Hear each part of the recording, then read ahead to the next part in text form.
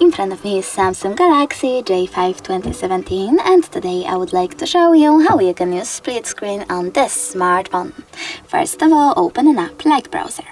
Then you need to click on this button at the bottom left corner, access background apps and tap on the icon of an app.